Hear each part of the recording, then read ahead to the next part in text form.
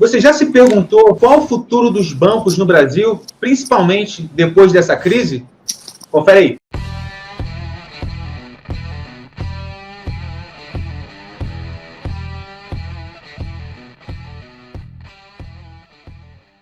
Fala pessoal, bem-vindo ao canal da Carteira Z.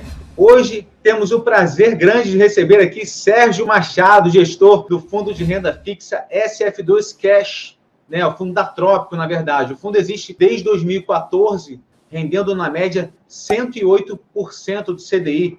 Em março, quando muitos fundos de crédito privado aí caíram bastante, a gente pôde observar isso, o fundo subiu 122%, rendeu isso, bem acima dos fundos de crédito privado. Então, a gente vai falar um pouquinho com o Sérgio sobre isso. Eu queria pedir para vocês se inscreverem no canal aqui. A gente está trazendo muito conteúdo de qualidade, muito gestor aí para agregar valor para vocês. O Sérgio tem uma experiência muito grande trabalhando em bancos aí, e a gente vai conversar hoje com ele. E a política do fundo, né, Sérgio, ela se mostrou muito consistente e saudável nesse período. Então, eu queria passar já para você falar um pouquinho sobre a sua história no mercado. Acho que bastante gente conhece, outros não. E a história do próprio fundo. Boa tarde, Sérgio. Boa tarde. Obrigado, em primeiro lugar, por me receber, Rafael. Não, porque como tem uma coisa tão louca nas carteiras, né? Você teve fundo aí caindo 10%, o negócio foi bem atípico, né? Eu acho que nessa parte, depois a gente fala um pouquinho mais à frente, mas era meio que uma crônica da morte anunciada. A minha história, eu tenho uma formação de banco, né, desde quando eu ainda comecei a trabalhar em banco, em corretora, na verdade, quando eu estava na GV, e de lá não saí mais. Trabalhei na primeira corretora, já fui fazer um trainee num banco, e aí trabalhei 30 e tantos anos em bancos, né? E foi quando surgiu o cash. E de lá para cá, o que a gente tem feito muito é otimizado, porque o fundo ele é muito simples na concepção. A ideia é o quê? Você tem que ter um pouco de risco de crédito. Eu não sou um cara de crédito, eu trabalhei em banco a vida inteira em tesouraria. Então, como tesoureiro, eu sempre tive que dar crédito para instituições financeiras, porque eu sou do tempo que o CDI não era só o índice, o CDI era o maior instrumento de irrigar o sistema financeiro, né? Era via CDI, que é Certificado de Depósito Interbancário, que os bancos trocavam recurso, né? Então, os grandes bancos irrigavam os pequenos. Então, com isso, a gente tinha que dar crédito, porque era um crédito clean, né? CDI é crédito clean, você não tem garantia nenhuma. Então, essa era uma parte, e também quando começou o fundo, você tinha uma molezinha, que você conseguia comprar CDB de banco pequeno com garantia do CDI, né? Então, era meio você comprar de todo banco que tivesse emitindo a uma taxa interessante, você podia comprar e botar para dentro. Isso acabou em 2015, mas ainda bem que nessa fase começa o quê? Começa um mercado que hoje é muito grande, mas naquele tempo era incipiente ainda, que é o mercado das letras financeiras. Então, esse mercado de letra financeira, justamente, ele me deu a janela que eu precisava para continuar no mercado. Porque aí, em vez de eu ter crédito garantido pela FGC, eu passei a ter créditos de grandes bancos, né? Que era uma coisa também, que na casa anterior, como eles tinham um comitê de crédito mais pesado, a gente dava crédito para bancos menores, né? Hoje não, hoje eu trabalho com as letras financeiras, só de o cara tem que ser no mínimo AA, e no caso das subordinadas, a gente só trabalha com o Big Six, só com os 6 maiores bancos do Brasil, né? Então é muito rígido essa questão de crédito. Por outro lado, você tem que ter o teu caixa, ele é um fundo de liquidez, é um fundo D+2, que também eram umas aberrações que você via por aí, né? Que tinha fundo D+1 com 10% de caixa e 90% de debênture, pelo amor de Deus. Isso é você querer ter problema. Então, eu tenho essa parte de caixa, que é alguma coisa em torno de 10% do fundo, mais uma parte de LFT, que apesar de ser um papel que é meio complexo ultimamente, também uma parte de uns 15%, com isso você tem um colchão de liquidez de 25%. No caso da complementação da rentabilidade do fundo, vai ser dada em cima de operações na Bolsa. Basicamente, operações de financiamento de termo hoje em dia. Não direcionais, né? Sempre, não direcionais e sem ser afetada pela vol. Tá certo? Claro. São simplesmente operações de crédito onde eu enxergo o quê? O garantidor de crédito, que é a B3. Tá? Então, então, por isso eu tenho uma visão um pouquinho diferente. Tem certos gestores que escolhem, não compro empresa tal. Não, para mim, eu estou olhando muito mais o macro. Quem garante aquela coisa é a Bolsa.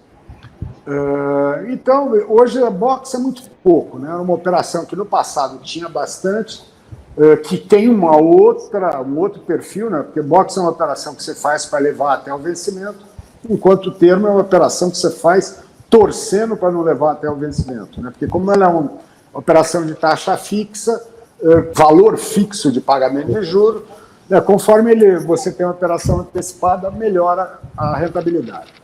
Então o fundo em si, ele pode ter 4 ativos e está dado. A diferença da coisa não é a estratégia, essa estratégia é básica, é a parte tática, né? A parte tática é essa, quando é que você vai aumentar as LFTs, diminuir as LFTs, aumentar o caixa, diminuir, quando você vai ter mais crédito, mais termo, menos termo.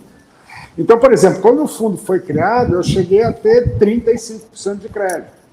Porque um fundo, no começo, ele tem uma vantagem, né? Que ele tem uma derivada positiva de crescimento muito, muito dado, né? Então, você pode trabalhar com o teu crédito maior, porque a tendência do teu caixa é ele ficar estável para mais, né? O patrimônio tende a crescer.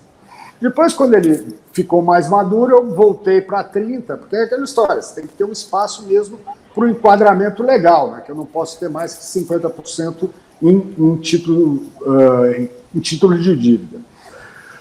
E isso foi um tempo até que o mercado começou a se comportar de uma forma meio complexa, né? Que você teve com as quedas de taxa de juros, começaram a ter muitos fundos crédito privado.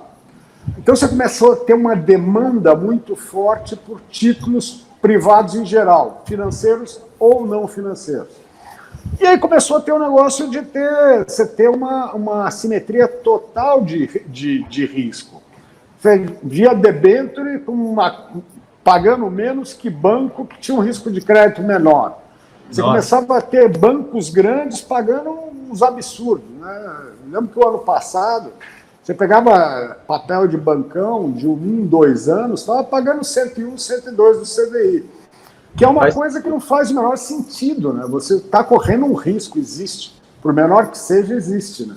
Você pagar 101, 102 do CDI, compra uma LFT, que vai render 100 do Selic, que é 100,5 do CDI, sabe? Né? Então, eu acho que o mercado ele ficou muito distorcido por excesso de demanda. Né? Era um processo retroalimentado, né? Iam abrindo fundos um atrás do outro, demandando papéis. Então, cada vez as taxas de emissão eram menores. E aí, depois, cada vez. E o que é pior, começa a ter também, no final da festa, a qualidade dos créditos que começaram a entrar no mercado, principalmente de debêntures, eram muito duvidosos. Né? E se você olhava o que os caras estavam pagando, aí você via que realmente tinha um mercado que estava descompensado e que ia dar problema uma hora.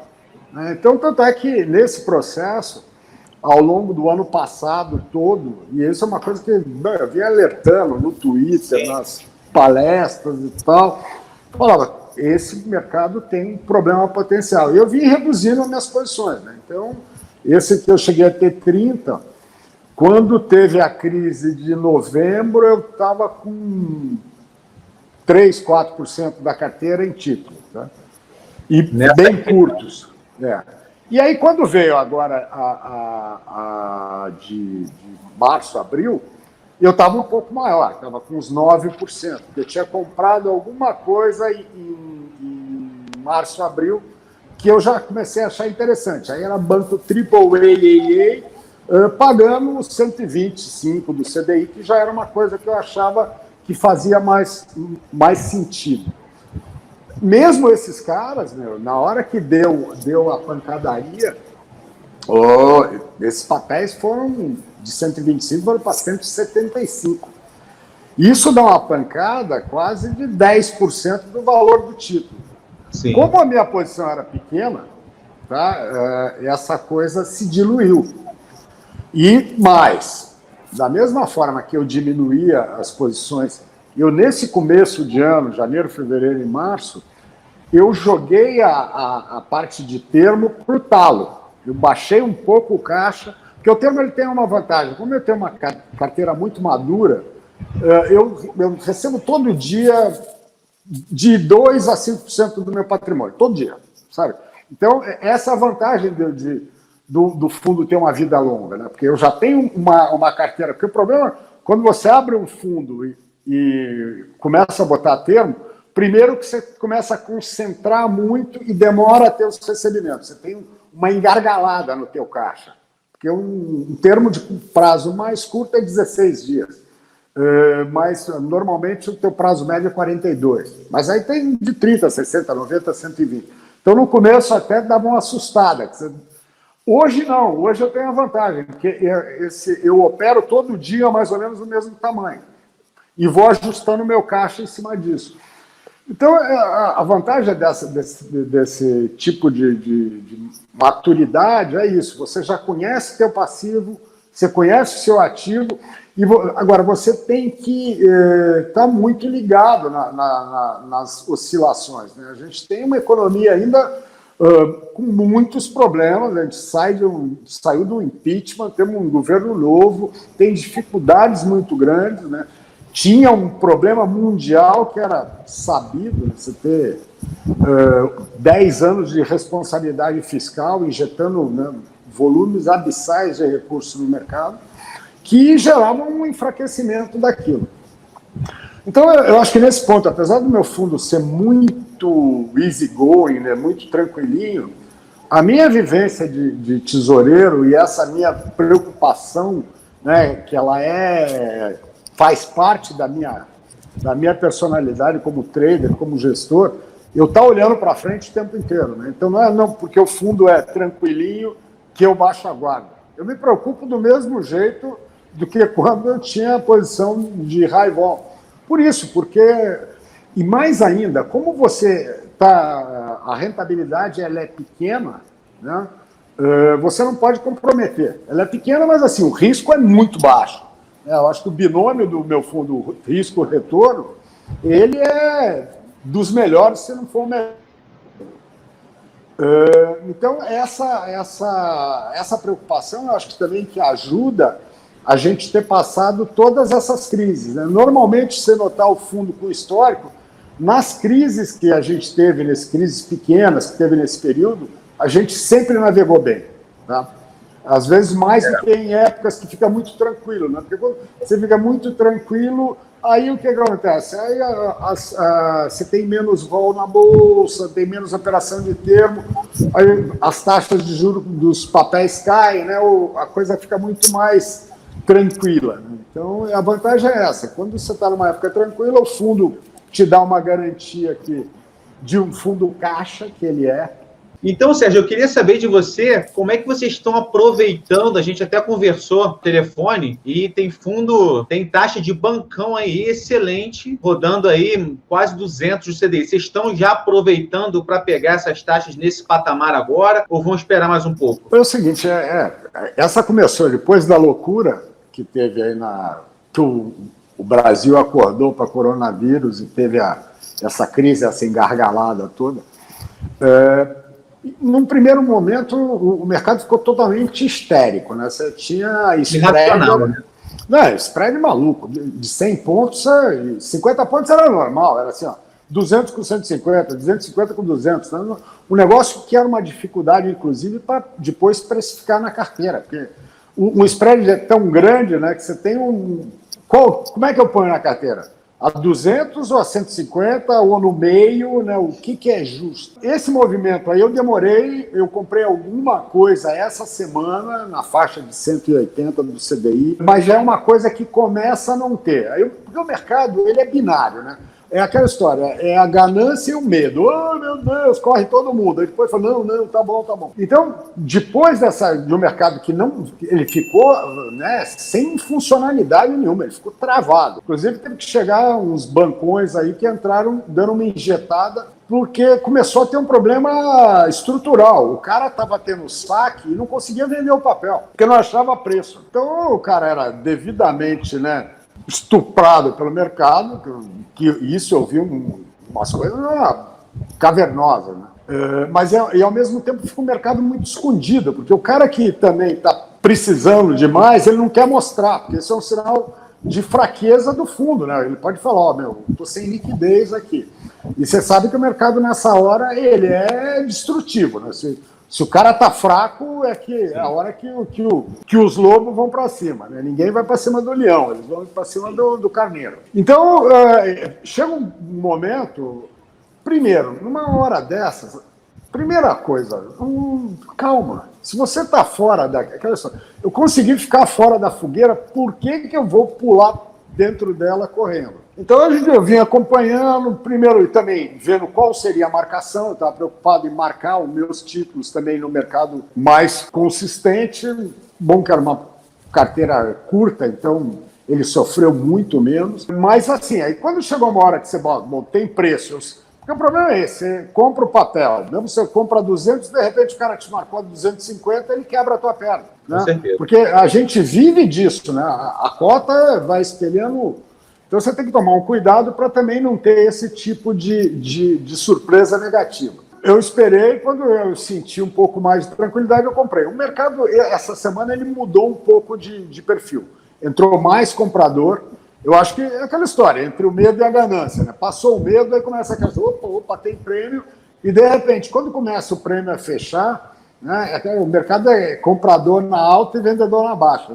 Quando começa a fechar, começa a ter mais demanda. Inclusive, chegou num ponto que eu parei. Eu comprei os 2% que eu comprei, eu tenho espaço para ir até um pouco mais que isso. Para mim, naqueles preços, até talvez chegar a 15% da carteira. Mas quando começou ontem, eu passei o dia inteiro cuidando disso. Eu só vi assim, a próxima é 180 por 160, tomaram. Não, agora é 160 com 140. Eu falei, não, calma. A 140 aí, de repente, tem DPGE pagando 130, então eu vou preferir um risco FGC a 130, que um risco bancão a 140. Também naquela coisa. A vol é muito menor também desse tipo de título. Então, são essas pequenas coisas que é o meu dia a dia, né? Você saber onde é que você vai, onde você vem. Eu acho que assim, o mercado ele vai trabalhar agora numa outra realidade, né? Aquela coisa que o pessoal adora, a nova normal. Acho que a nova normal é isso. São níveis de taxa diferentes, não vai esperar chegar às taxas que a gente tinha 2 meses atrás. Essa volatilidade, ela diminuiu, mas não acabou. Falar assim, não, agora fica tranquilo, vai comprando, nada. É o que eu tenho falado, assim, eu tenho sido até meio maçante nisso. Nós mal começamos a crise. Nós estamos todos presos em casa. Né? Como é que vai ser a saída dessa quarentena? Qual vai ser o efeito disso? Na economia, nos bancos, no crédito, sabe? Nós hoje temos... são dúvidas, não tem certeza. Quem falar que tem certeza, mente. Com certeza, Sérgio. Eu acho que a gente tem essa mesma opinião. A gente, na Carteira Z, no Dica de hoje, a gente tem essa mesma percepção que a gente pode ter muita turbulência pela frente aí, principalmente nos próximos meses, inclusive negócios que vão mudar completamente, né, o estrutural mesmo. E o que eu queria falar com você agora, o pessoal tem que ter muita atenção também no que você falou, com muita razão, que o crédito é binário, né? Ou tem pagamento ou não tem pagamento. Isso que as pessoas precisam sempre ter a percepção, nunca é demais alertar sobre isso. E o que eu queria falar com você é o seguinte, já passando por um assunto um pouco macro, Itaú fez a projeção de Selic a 1,5% no fim do ano. Então, eu queria saber a sua percepção sobre isso. A debandada de estrangeiros já tem sido grande aqui no Brasil. Se você acha que realmente com relação até a câmbio, né? Se o dólar ainda pode subir mais. Então, a sua percepção sobre isso, qual seria? Sobre se concretizar essa taxa Selic ainda mais baixa? Bom, eu sou... Aí é público e notório que eu sou totalmente contra essa política. Primeiro, que eu acho que é uma coisa que os modelos econométricos capturam uma irrealidade, porque nós temos no Brasil um problema sério de transmissão. Os nossos canais de transmissão eles são entupidos. A gente tem 6 grandes bancos que têm 90% das operações, tem um monte de outros bancos pequenos que fazem o resto, mas que têm captações caras, que não têm capacidade de prover liquidez a um custo compatível com a taxa básica, tá certo? Então, hoje eu acho que baixar o Selic para 1,5 é dar um tiro no pé de bazuca. Por quê? Você vai comprometer não só a parte do câmbio, não tenha dúvida, é na veia. Por que eu vou ter grana no Brasil 1,5?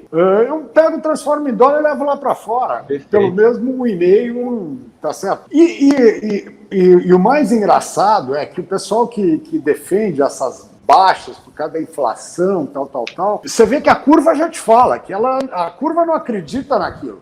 Porque ela joga a 3 no começo do ano que vem, mas já joga a 6 para 25, a 8 para 30, né? Ou seja, você vai fazer uma gracinha agora para ter que devolver depois. Eu acho que hoje, em matéria de inflação, a gente pode estar entrando num período eminentemente deflacionário, por um lado, mas pode ser inflacionário por outro, porque a gente vai ter alguns gargalos de produção, tem gente que vai quebrar, não tenha dúvida. A gente não sabe direito como vai ser. Tá? Então, aquela coisa de falar, não, vem deflação só. Não, você tem um potencial deflacionário grande.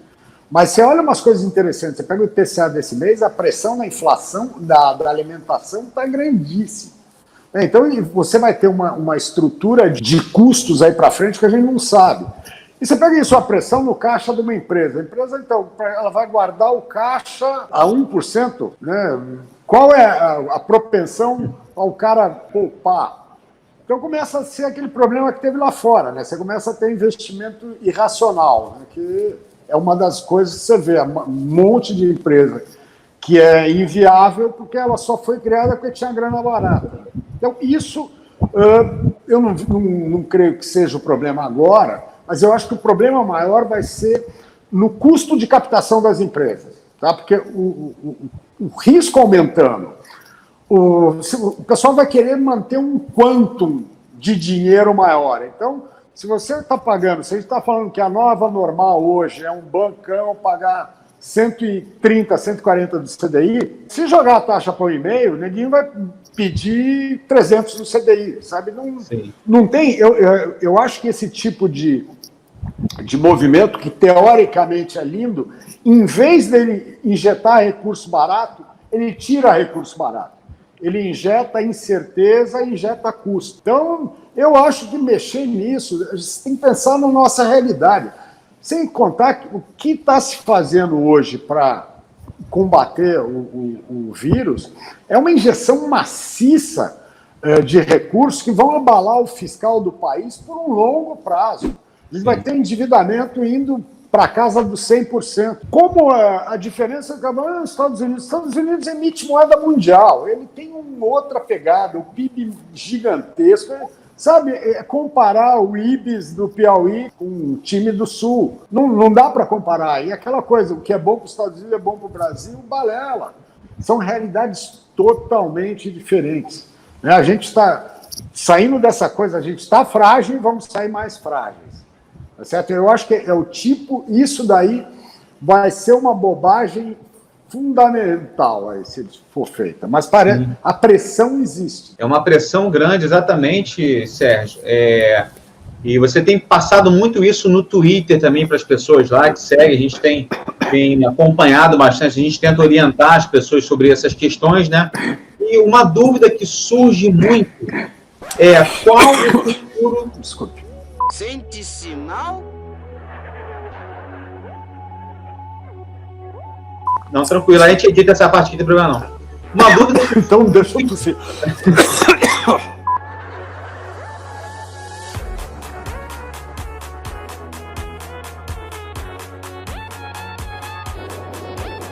Não é coronavírus, não é? E isso foi o que disse a senhora do 27 um pouquinho antes de morrer.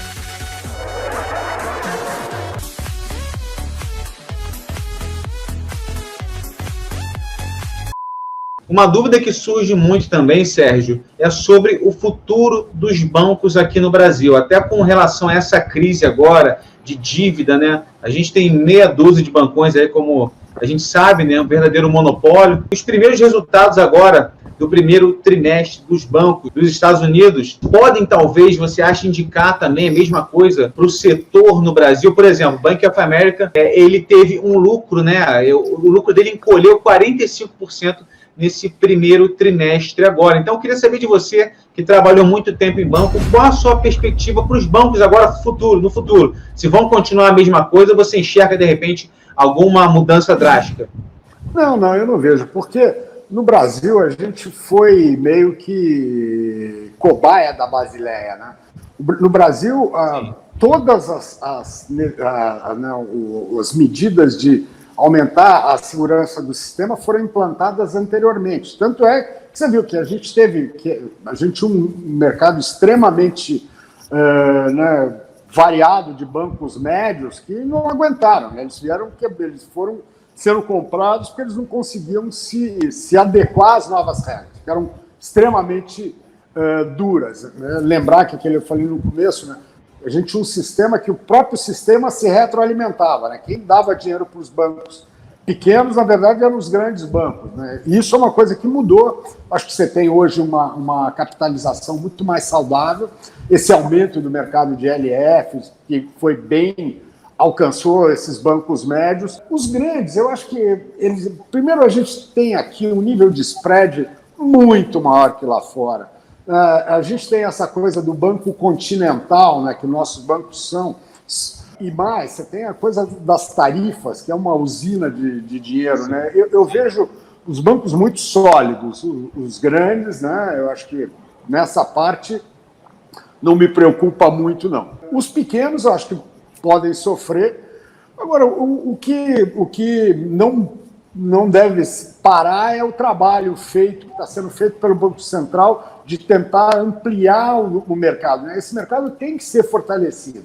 Os Estados Unidos tem 4 mil bancos, né? Você tem bancos diferentes, bancos municipais, bancos...